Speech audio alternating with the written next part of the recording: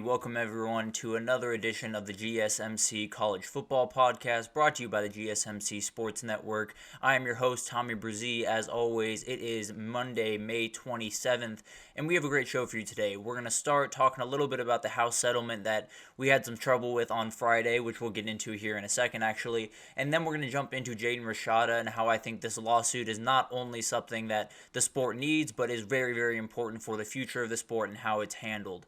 And then we'll get into a little bit of talk around Jim Harbaugh. There was an interesting piece made by John Talty as well as Amron Ketiyian. I'm doing my best. I apologize if I messed that up a little bit. But they wrote a nice book about some of the different things happening in college football during this crazy time that we're all in.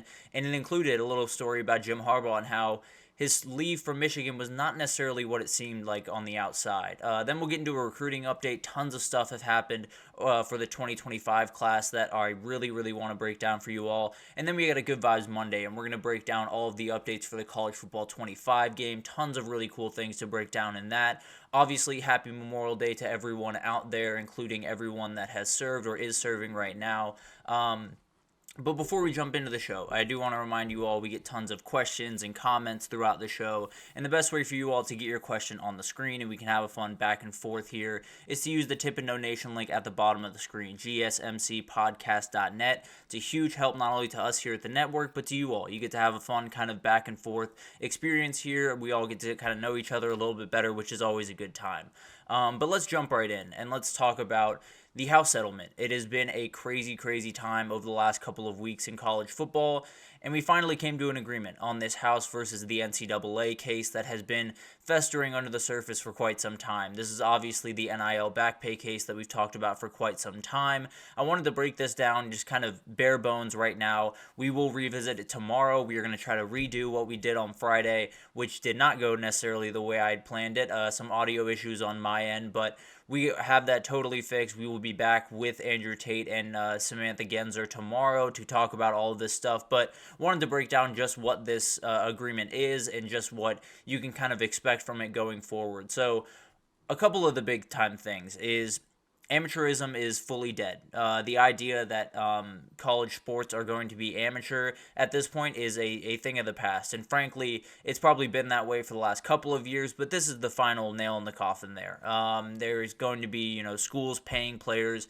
It's $20 million per school per year across the entire athletic department. Now, there are some ers and ahs in there that make it a little bit more interesting and a little bit more precarious for the future, but the reality is amateurism is gone, and frankly, I think it's a good thing. I fully understand that some of the great things about college sports is the idea that these kids aren't getting paid, that they're doing it for the love of the game, that all of this stuff is above board and the way that you like to see sports go. But the reality is there has been a very, very, very long time where the people that were actively bringing in money for universities were not getting compensated for the money that they were bringing in.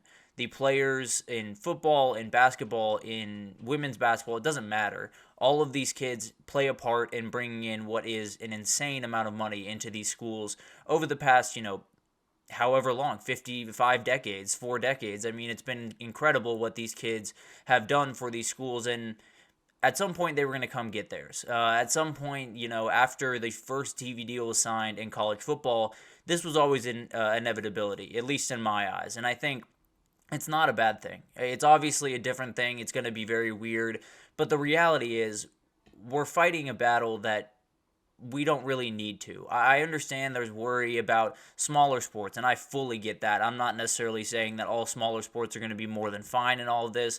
I think college football will be, but there is some precarious situations that will come in athletic departments. But just talking about college football, this will not impact you much. Obviously, some of your players will get some more money, and maybe this will create some division in locker room, although that's more up to the coach and the culture around that place than anything else.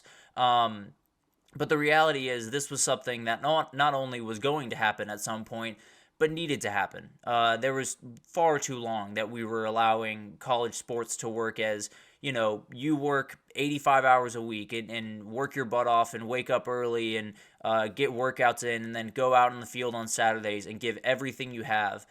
and you get paid nothing for it. And I understand you get a scholarship. I understand that's a great thing that not everyone has the ability to get. But the reality is that's not the amount of money that they're actually bringing into the school. In fact, I think you'd be just astounded to hear what the number would be for a lot of these athletes around the country for what they've done for athletic departments. But let's break down kind of the specifics of this, because it gets a little bit interesting. It gets a little bit sketchy as we kind of get a little bit deeper into this. And so, as I said, it's $2.8 billion to former athletes from 2016 to 2020. Now, I'm sure you're wondering right about now, what about the guys 2015 and before? I don't know. Frankly, I think a lot of them are calling their lawyers right about now and trying to get their ducks in a row. But that's something we'll deal with as we come. 1.6 of that 2.7, 2.8, it's kind of somewhere in between those two numbers, will come out of the distribution that is given out to all of the schools in the NCAA. So every single year, the NCAA brings in a ton of revenue, and they split that among the teams, at least some of that, among all of the teams in under their umbrella. And they're doing that for this. And the problem with that is the way that it's being broken down. Now, it sounds like about 60%, it sounds like 60% of it is being handled outside the Power 5, and then Power 5 will handle 40%. Now, there are way more non-Power 5 teams than Power 5 teams, of course, so there is a little bit more of a leeway in the amount of money that's being taken away. It looks like Power 5 schools are expecting to lose between $1 and $2 million every year, whereas Group of 5 are losing about $400,000. FCS programs losing about $280,000. So there's obviously that big gap. But just to give you an idea of what the percentages of those two things are, where yes, the Power 5 is getting hit the most from a dollar amount, but also they have a lot of money.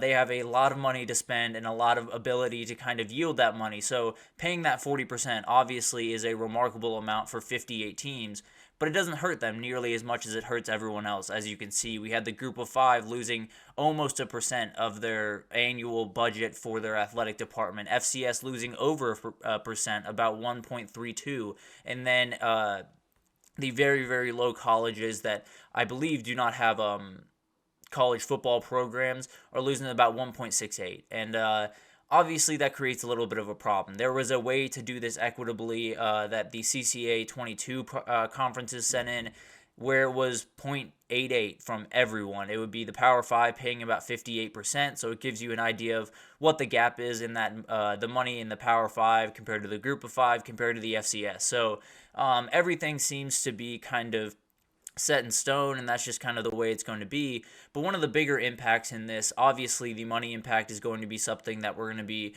touching on a lot, and there's going to create some very tough decisions for a lot of athletic directors out there. But the reality is, let's focus in on football. We will get to all the other sports, especially tomorrow with Samantha on. Definitely want to get her thoughts on this. But one of the big impacts is on roster size more than anything else. Right now, a football team can have 120 guys, but they can only have 85 scholarship guys. Now, the roster has shrunk to 100 guys, but also with that, scholarship caps have been done away with. So you can kind of play around with that as you see fit. And that creates a lot of questions, as most of this stuff does. Obviously, you want all of your football players on scholarship, and they have the money to put that forward. Now, where does that come from? That's a totally different question that we got into a little bit last week with private equity and some different options. But the reality is, when you're looking at these programs and you're looking at football can handle 100 scholarship players, no problem. That's not an issue. They could handle 120 with no problem. The reality is, this is something that probably needs to happen across many sports. Right now, baseball teams are limited to 11.7 scholarships per team on a 39-team roster. So, or 39-man roster, excuse me. So, they're very much going to need that, little bit of boost. And the problem with that, or not necessarily a problem if the money is right, you have to add that to the women's sports as well. Title IX is still very much a part of this. It needs to be a part of this. It is the reality of college sports, and the longer that we, push that under the rug in these discussions, the longer it's going to become a problem. So that's something that has to change. Well, if you add, 15 to football and 12 to baseball, or whatever way you add it, a couple to basketball, you have to add all of those over to women's sports as well. Now, the funding for that might be a little bit tough, and maybe there is some decisions made there that are not super popular.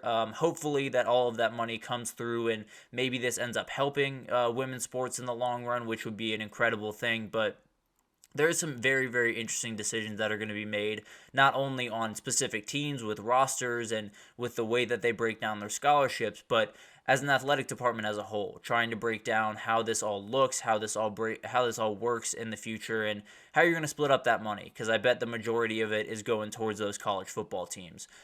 There's still tons of questions about how this will be implemented, how this money will be split between teams and players, and I'm a little bit worried about the way that it'll be split, partly just because there are certain people in charge of that I don't necessarily have the greatest faith in to make the best decision for the student athletes. Now, all that being said, there's a lot of big decisions that need to be made, and I'm not in a position to necessarily bash someone for making these really tough decisions, because I don't know what I would do in these situations. But the reality is, this is a step forward.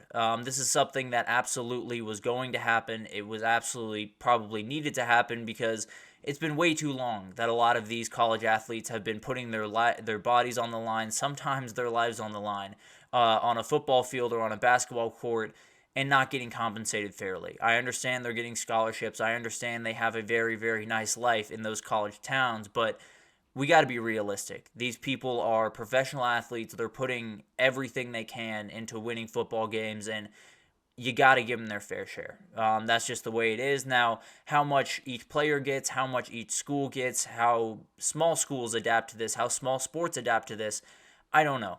I'd love to tell you that all college sports in general are going to be more than fine. I'd love to tell you that everything is going to work out the way that you want it to, and the money's going to find its way, and the scholarships will find its way, but I don't know. I know that college football will be okay, because there's way too much money to be lost if college football is not okay. I know that for a fact. Now, can I say the same thing about women's softball or swimming or any of the other smaller sports? No, I wish I could, but this is a step forward. This is giving, a blueprint of what the future is going to look like, and there's still plenty of steps to take. Don't get me wrong, there's still plenty of questions to answer, but the reality is, when you look at the world that has been created around college sports for quite some time, this is something that needed to happen. You needed to start compensating athletes, and not only compensating them through scholarships or through NIL deals that are a little bit few and far between sometimes. You got to give them something that is normal, that is usual, that you can really build around, because I think NIL has created kind of a confusion around some of these issues, where you get a lot of money at one point, but maybe it takes a little bit longer to get your next deal, and then you're struggling for money again. So I think it's better. It definitely opens a door for at least us to take steps forward from here. Obviously, it's not necessarily the most beautiful thing in the world, and definitely has a lot of questions to be answered, but right now, the way I look at college sports and college football is just take that 1% step forward. Maybe you have a couple of questions in front of you, but take that step forward. We'll deal with the next steps the next day. So it's obviously, a ton of questions still out there, but at the very least, we're getting closer to answering them. And actually, that's what I kind of want to talk about in the next segment. We're going to take a break here, and when we come back, we are going to talk about Jaden Rashada and how I think not only is his lawsuit necessary for college football, but I think there will be a lot of people talking about him in very, very glowing ways in the coming years, because of what he's doing and really sticking his neck out there. So I really want to take a second to highlight that and break that down for you, so stick with us.